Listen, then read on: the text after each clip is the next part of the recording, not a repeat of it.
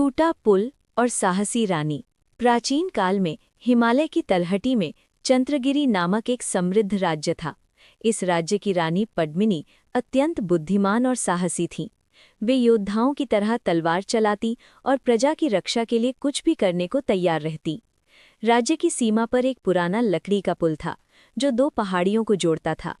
ये पुल नदी के ऊपर लटका हुआ था, लेकिन वर्षों की मार से उसकी अधिकांश लकड़ियां सड़ चुकी थीं।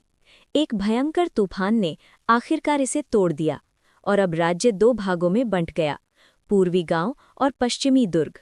पूर्वी गांव के किसान भूखे प्यासे थे, फसलें बर्बाद हो चुकी थीं और भोजन दुर्ग से ही आता था, लेकिन टूटे पुल के कारण कोई रास्ता नहीं बचा।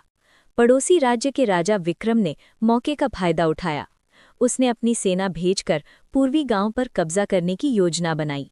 अब चंद्रगिरी मेरा हो जाएगा, उसने हंसते हुए कहा। रानी पद्मिनी को खबर मिली। दरबार में सलाहकार बोले, महारानी, नया पुल बनाने में महीनों लगेंगे, दुश्मन आक्रमण करेगा। लेकिन रानी ने सर हिलाया। मैं स्वयं जाऊंगी, साहस से रास्ता बनता है।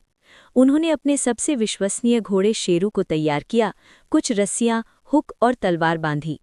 रात के अंधेरे में वे निकल पड़ी। टूटे पुल के पास पहुंचकर रानी ने देखा, पुल का आधा हिस्सा नदी में लटका था, बाकी टुकड़े बह चुके थे। नदी उफान पर थी, चट्टानें गरज रही थी। नीचे दुश्मन की टुकड़ी डेरा डाले सो रही थी। रानी ने शेरू को पीछे छिपाया और रस्सी का उपयोग कर एक लटकते हुए पुल के टुकड़े पर चढ़ गईं। हवा की झोंकों से उनका शरीर हिल रहा था, लेकिन वे डटी रहीं।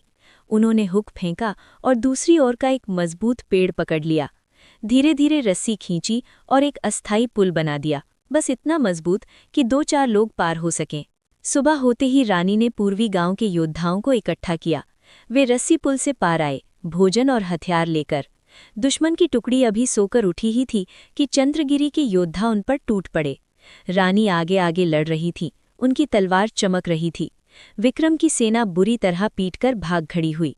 कुछ ही दिनों में नया पुल बन गया। प्रजा ने रानी पद्मिनी को साहसी रानी कहा।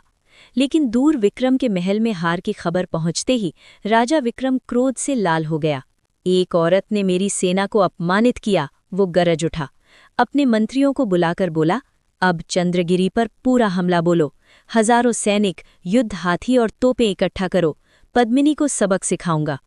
इस तरह विक्रम ने एक भयानक षड्यंत्र रच दिया और चंद्रगिरी पर नया संकट मंडराने लगा।